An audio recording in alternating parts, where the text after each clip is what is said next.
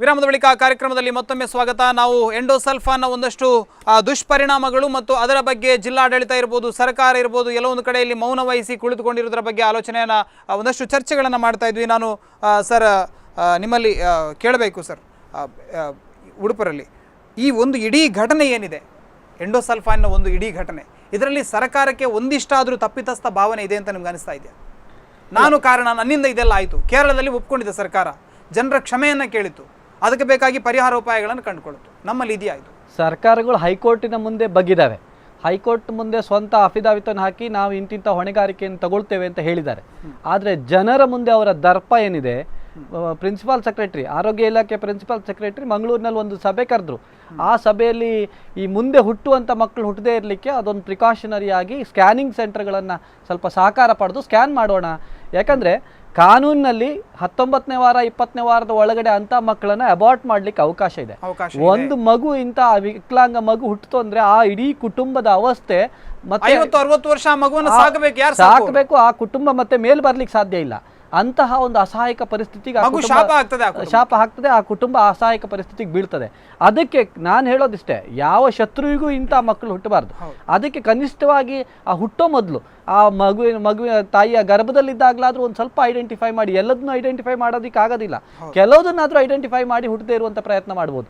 ಅದಕ್ಕೆ ಸರ್ಕಾರ ಒಪ್ಪಲಿಲ್ಲ. ಅದಕ್ಕೆ ನಮ್ಮ ಪ್ರಿನ್ಸಿಪಾಲ್ ಸೆಕ್ರೆಟರಿ ಓಪನ್ ಆಗಿ ಹೇಳ್ತಾರೆ, ಈ ಥರದ್ದು ಮಾಡಿದರೆ ನಮ್ಮ ಎಲ್ಲ ಕಡೆಗಳಲ್ಲಿ ಹೆಣ್ಣು ಮಕ್ಕಳು ಹುಟ್ಟೋದನ್ನ ತಡೆ ಬರ್ತಾರೆ, ಇದರಿಂದ ಈ ಗಂಡು ಮತ್ತು ಹೆಣ್ಣಿನ ಅಂಕಿ ಸಂಖ್ಯೆ ತಾರತಮ್ಯ ಆಗ್ತದೆ. ಇವರ ಯೋಚನೆಗಳು ಅದನ್ನು ನೆಗೆಟಿವ್ ಆಗಿ ಹೇಗೆ ಥಿಂಕ್ ಮಾಡೋದನ್ನು ಮಾತ್ರ, ಅದನ್ನ ಕನ್ಸ್ಟ್ರಕ್ಟಿವ್ ಆಗಿ ಆ ಜನರ ಸಮಸ್ಯೆಗಳನ್ನು ಮೊಂಡುವಾದಗಳು ಅಂತ ಹೇಳಿಲ್ಲ. ಆದ್ರೆ ಇವತ್ತು ನೋಡಿ ನನಗೆ ಆಶ್ಚರ್ಯ ಆಗ್ತಿದೆ, ದಕ್ಷಿಣ ಕನ್ನಡ ಕೊನೆ ಹಂತದಲ್ಲಿ ಬಂದಿದೆ, ನಮ್ದು ಈಗ ಸ್ಟಾರ್ಟ್ ಆಗಿದೆ. ಸುಮಾರು 80ಕ್ಕೂ ಹೆಚ್ಚು ಮಕ್ಕಳು ಇವಾಗ 5 ವರ್ಷಕ್ಕಿಂತ ಚಿಕ್ಕವರು, 210ಕ್ಕೂ ಹೆಚ್ಚು ಮಕ್ಕಳು 10 ವರ್ಷಕ್ಕಿಂತ ಚಿಕ್ಕವರು. ಇವರ ಅಂಕಿ ಯಾವ ಊರುಗಳಲ್ಲಿ, ಎಲ್ಲ ಊರುಗಳು, ಜಿಲ್ಲೆಯ ಎಲ್ಲ ಊರುಗಳಲ್ಲಿದ್ದಾರೆ. ಅದೀಗ ಅವರು ಸರ್ವೆ ಮಾಡಿದ ಪೈಕಿ, ಅವರು ಸರ್ವೆ ಮಾಡಿದ 1317 ಜನರಲ್ಲಿ 210 ಜನ 10 ವರ್ಷಕ್ಕಿಂತ ಚಿಕ್ಕವರು. ಹಾಗಾದ್ರೆ ಇನ್ನು ಎಷ್ಟು ಜನ ಕಳೆದ 8-10 ವರ್ಷದಲ್ಲಿ ಹುಟ್ಟಿರ್ಬೋದು ಅಂತ ಯೋಚನೆ ಮಾಡಿ. ನಿರಂತರವಾಗಿ ಇವತ್ತಿಗೂ ಹುಟ್ಟುತ್ತಾ ಇದ್ದಾರೆ. 2005 ನಂತರ ಹುಟ್ಟಿದಂತ 2005 ಅಲ್ಲ, 2008-10 ನಂತರ ಹುಟ್ಟಿದ ಮಕ್ಕಳಿದ್ದಾರೆ. ಹಾಗಾದ್ರೆ ನಿರಂತರವಾಗಿ ಹುಟ್ಟೋರ ಸಂಖ್ಯೆ 10ರಿಂದ 18%, 20%ಗೆ ಹೋಗ್ತಾ ಇದೆ ಅಂತಂದ್ರೆ ಎಲ್ಲೋ ಒಂದು ಕಡೆ ಇನ್ನೂ ಒಂದು 5 ವರ್ಷದ ನಂತರ ನಮ್ಮ ಪರಿಸ್ಥಿತಿ ಏನು ಅಂತ ಯೋಚನೆ ಮಾಡ್ಕೊಳ್ಳಿ. ದಕ್ಷಿಣ ಕನ್ನಡದ ಹಾಗೆ ಆಗಬಹುದು. ಸರ್, ನಿಮ್ಮಲ್ಲಿ ಕೇಳಬೇಕು, ನಾನು ಮುಡ್ನೂರು ನೆಟ್ಟಣಿಗೆ ಒಂದು ಪ್ರಕರಣವನ್ನು ಹೇಳಲಿಕ್ಕೆ ಇಚ್ಛೆ ಪಡ್ತೇನೆ. ಏನಂದ್ರೆ ಕೇರಳ ಭಾಗದಲ್ಲಿ ಒಂದಷ್ಟು ಇದ್ದಂಥ ಎಂಡೋಸಲ್ಫಾನನ್ನು ತಂದು ಅಲ್ಲಿ ಆ ಭಾಗದ ಗೇರು ತೋಟದ ಮಧ್ಯಭಾಗದಲ್ಲಿ ಹೋಗಿದ್ರು. ಅವರೇನೋ ಹೆಚ್ಚಿನ ಎತ್ತರದ ಪ್ರದೇಶದಲ್ಲಿದ್ದಾರೆ ಕೇರಳದವರು. ಆ ನಂತರ ಸಿಗುವಂಥ ಮೊದಲ ಹಳ್ಳಿ ಯಾವುದು ಕೇಳಿದ್ರೆ ಮುಡ್ನೂರು ನೆಟ್ಟಣಿಗೆ. ಅದು ಕರ್ನಾಟಕದ ಕೊನೆಯ ಹಳ್ಳಿ, ಅದು ಕೇರಳದ ಗಡಿ ಭಾಗದಲ್ಲಿದೆ.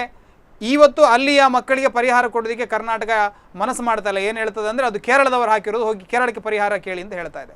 ಇಂಥ ಒಂದು ಸರ್ಕಾರಗಳು ಈ ರೀತಿಯಾದಂಥ ಒಂದು ಕ್ರೂರಿಗಳಾಗಿ ಹೇಗೆ ವರ್ತಿಸ್ತಾರೆ ನೋಡಿ. ಈಗ ಇಲ್ಲಿ ಇನ್ನೊಂದು ನಾವು ಬಹಳ ಗಮನಿಸಬೇಕಾದ ವಿಚಾರ ಏನಂತ ಹೇಳಿದರೆ, ಈಗ ಇಷ್ಟೆಲ್ಲ ನಾವು ಹೋರಾಟ ಮಾಡ್ತೇವೆ, ಇನ್ನೂ ಕೂಡ ರೈತರಿಗೆ ಎಷ್ಟೋ ರೈತ ಕುಟುಂಬಗಳಿಗೆ ಇದ್ರ ಬಗ್ಗೆ ಇನ್ನೂ ಕೂಡ ಗೊತ್ತೇ ಇಲ್ಲ. ಅದು ನಾವು ಬೇಕಾದಷ್ಟು ದೈವಗಳಿಗೆ ಹರಕೆ ಹೇಳ್ತಾ ಇರ್ಬೋದು ಪಾಪ. ಅದಾಯ್ತು, ಅದು 4 ಮಕ್ಕಳು ಹುಟ್ಟಿದ್ರು, 4 ಮಕ್ಕಳು ಹೀಗೆ ಇದ್ದಾರೆ, ಅಲ್ಲ ಅದು ದೊಡ್ಡ ಶಾಪ ಇದೆ ಅಂತ, ಅದು ಸಮಸ್ಯೆ ಇದಾಯ್ತು. ಇಷ್ಟು ನಾವು ಪತ್ರಿಕೆಯಲ್ಲಿ ಬರ್ತದೆ, ಇಷ್ಟು ಟಿವಿಯಲ್ಲಿ ಬರ್ತದೆ, ಎಲೆಕ್ಟ್ರಾನಿಕ್ ಮೀಡಿಯಾ ಎಲ್ಲ ಬರ್ತದೆ, ಎಲ್ಲ ಬಂದ್ರು ಕೂಡ ಇನ್ನು ಕೂಡ ನನಗೆ ಒಳ್ಳೆ ಹುಳಗಳ ಸಾಯೊಂದು ಒಳ್ಳೇದು ಇದು ಕೊಡಿ ಅಂತೇಳಿ. ಹುಳ ಸಾಯತ್ತೆ, ನಾಳೆ ನೀವು ಸಾಯ್ತೀರಿ ಅಲ್ಲ, ಅದು ಗೊತ್ತಿಲ್ಲ ಅವರಿಗೆ. ಈಗ ಎಂಡೋಸಲ್ಫ ಬೇಡ, ಈಗ ಎಂಡೋಸಲ್ಫ ಈಗ ಏನಿದೆ ಅದೀಗ ಬೇರೆ ಹೆಸರಿನಲ್ಲಿ ಬೇರೆ ಟಿನ್ನಲ್ಲಿ ಪ್ಯಾಕ್ ಆಗಿ ಬರ್ತದೆ, ಎಲ್ಲ ಕಡೆ ಬರ್ತದೆ, ಎಲ್ಲವೂ ಸಿಗ್ತದೆ. ಎಂಡೋಸಲ್ಫ ನೀವು ಯೂಸ್ ಮಾಡಲೇಬಾರದು, ಅದು ಗಂಡಾಂತರ. ಅದು ನೋಡಿ, ಇದು ಲೇಟೆಸ್ಟ್ ಬಂದಿದೆ, ಇದು ಬಹಳ ಒಳ್ಳೇದಂತೆ, ಅದನ್ನೇ ಮತ್ತೆ ಪ್ಯಾಕ್ ಚೇಂಜ್ ಮಾಡಿ ಕೊಡುವಂಥದ್ದು ಇದು ನಡೀತಾ ಉಂಟು. ಇದು ಉಡುಪಿಯಲ್ಲೇ ನಡೀತಾ ಉಂಟು, ಎಲ್ರಿಗೂ ಗೊತ್ತಿದ್ದು ಕೂಡ ನಡೀತಾ ಉಂಟು.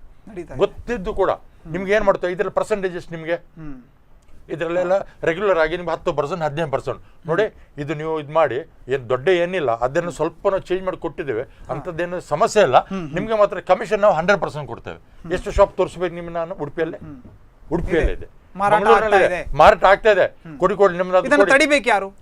ಅಲ್ಲ, ಅದೇ ಹೇಳಿದ್ದು, ತಡಿಬೇಕು ಯಾರು ಅಂತ ಹೇಳಿದ್ರೆ ಪ್ರತಿಯೊಬ್ಬರು ಜನರು ಎಚ್ಚೆತ್ತುಕೊಂಡ್ರೆ ಮಾತ್ರ, ಆಗ ಮಾತ್ರ ತಡೀತದೆ. ನೀವು ಯಾರೊಬ್ಬರು ಹೋರಾಟಗಾರ ಅಂತ ಹೇಳಿದ್ರೆ, ನೀವು ಆಗೋದೇ ಪ್ರಶ್ನೆ ಕೇಳಿದ್ರಿ, ಇದಕ್ಕೆ ನೀವು ಎಲ್ಲೋ ನೀವು ಹೋರಾಟದಲ್ಲಿ ಹಿಂದೆ ಬಿದ್ದಿದ್ದೀರಾ ಅಂತೇಳಿ.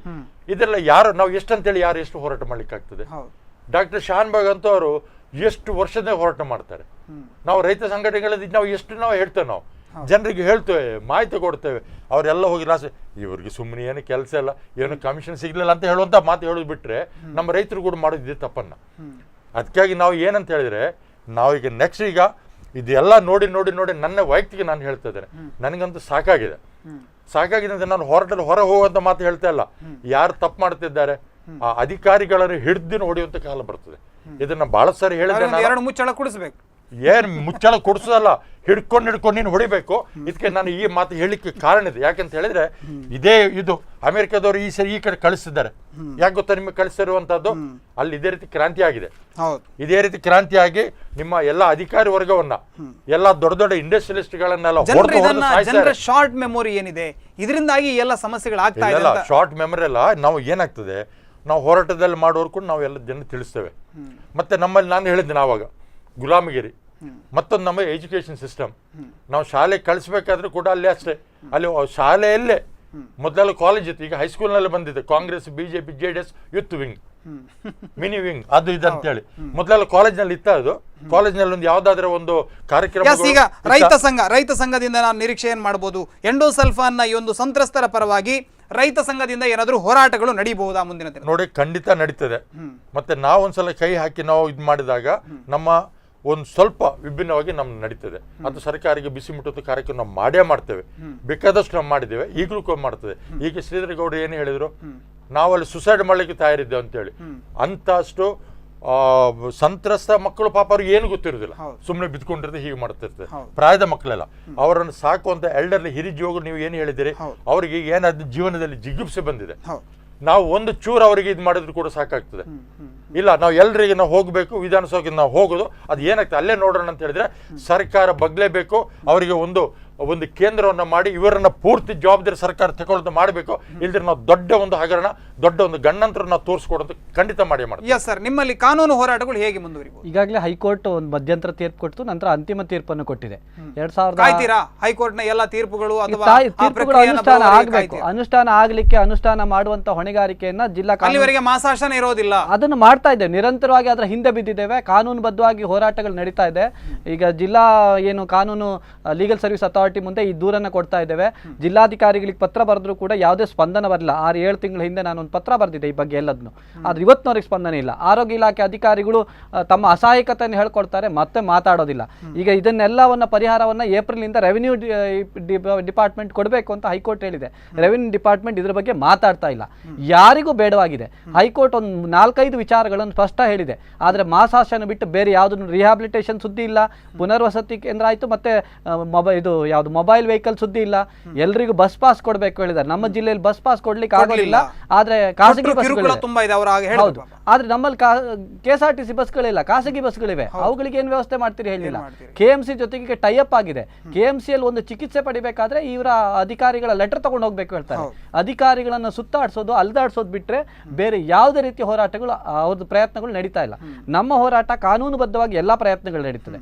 ಮತ್ತೆ ಹೈಕೋರ್ಟ್ನ ತೀರ್ಪಿರೋದ್ರಿಂದ ಹೈಕೋರ್ಟ್ ಕೂಡ ಸ್ಪಷ್ಟ ಹೇಳಿದೆ, ಯಾವ ದಿನ ಬೇಕಾದ್ರೂ ಕೂಡ ನಾನು ಪುನಃ ಇಂಟರ್ವ್ಯೂನ ಆಗ್ತೇನೆ ಅವಶ್ಯಕತೆ ಬಿದ್ರೆ ಅಂತ. ಅದಕ್ಕೆ ನಾವು ಈಗ ಡಾಕ್ಟರ್ ಅವಿನಾಶ್ ಶಾನ್ಭಾಗ್ ನೇತೃತ್ವದಲ್ಲಿ ಏನ್ ಮಾಡ್ತಾ ಇದ್ದೇವೆ, ಇದೆಲ್ಲವನ್ನ ಸಮೀಕ್ಷೆ ಮಾಡ್ತಾ ಇದ್ದೇವೆ, ಅಧ್ಯಯನ ನಡೆಸಿ ಸರ್ಕಾರಕ್ಕೆ ಇವರಿಗೆಲ್ಲರಿಗೂ ಪುನಃ ಬರಿತಾ ಇದ್ದೇವೆ, ಮನವರಿಕೆ ಮಾಡ್ತಾ ಇದ್ದೇವೆ. ಆಗದೆ ಇದ್ರೆ ಮುಂದಿನ ಹೋರಾಟ ಹೈಕೋರ್ಟ್ ನಲ್ಲಿ ಪುನಃ ಕಂಟೆಂಪ್ಟ್ ಹಾಕಿ ಹೋರಾಟಗಳು ನಡೆಯುತ್ತೆ. ಆದ್ರೆ ನಾನು ಒಂದು ಕೇಳೋದು ಈ ಮಾಧ್ಯಮಗಳ ಮೂಲಕ ಜನರಿಗೆ ಕೇಳ್ತಾ ಇದ್ದೇನೆ, ಅಧಿಕಾರಿ ವರ್ಗಕ್ಕೆ ಕೇಳ್ತಾ ಇದ್ದೇನೆ, ನಿಮ್ಮ ಮನೆಯಲ್ಲೆಲ್ಲ ನಿಮ್ಮ ಶತ್ರುಗಳ ಮನೆಯಲ್ಲೂ ಈ ತರದ ಒಂದು ಮಗು ಹುಟ್ಟದೇ ಇರಲಿ, ಆ ರೀತಿಯಲ್ಲಿ ಹಾರೈಸಿ. ಒಂದು ಮಗುವಿನ ಹುಟ್ಟಿತು ಅಂದ್ರೆ ಆ ಕುಟುಂಬದಲ್ಲಿ ಆ ಕುಟುಂಬದ ಪರಿಸ್ಥಿತಿಯನ್ನ ಕಂಡು ಯಾವತ್ತೂ ನಾವು ಮತ್ತೆ ನೆನ್ಪು ಮಾಡ್ಕೊಳ್ಳಿಕ್ಕೆ ಸಾಧ್ಯ ಇಲ್ಲ, ಅಷ್ಟು ಒಂದು ಕಷ್ಟದ ಪರಿಸ್ಥಿತಿ.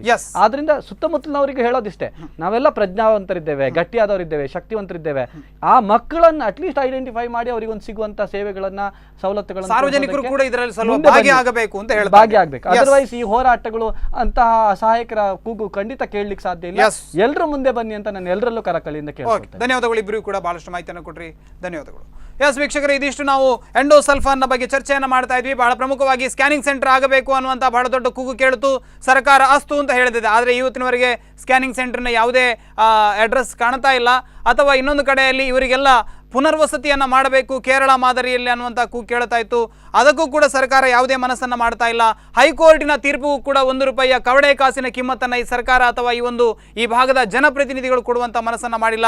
ಬಹಳ ಪ್ರಮುಖವಾಗಿ ಆರೋಗ್ಯ ಸಚಿವರಾದ UT ಖಾದರ್ ಅವರಲ್ಲಿ ಮನವಿಯನ್ನು ಮಾಡ್ತಾ ಇದ್ದೇವೆ.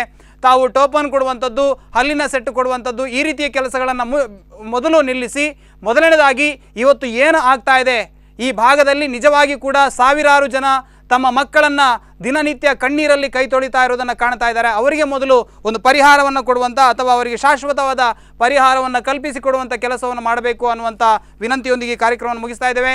ನಿಮ್ಮನ್ನು ಸುದ್ದಿ ಮತ್ತು ಮನೋರಂಜನೆಗಾಗಿ ನೋಡ್ತಾ ಇರಿ ಸ್ಪಂದನ ವಾಹಿನಿ. ನಮಸ್ತೆ.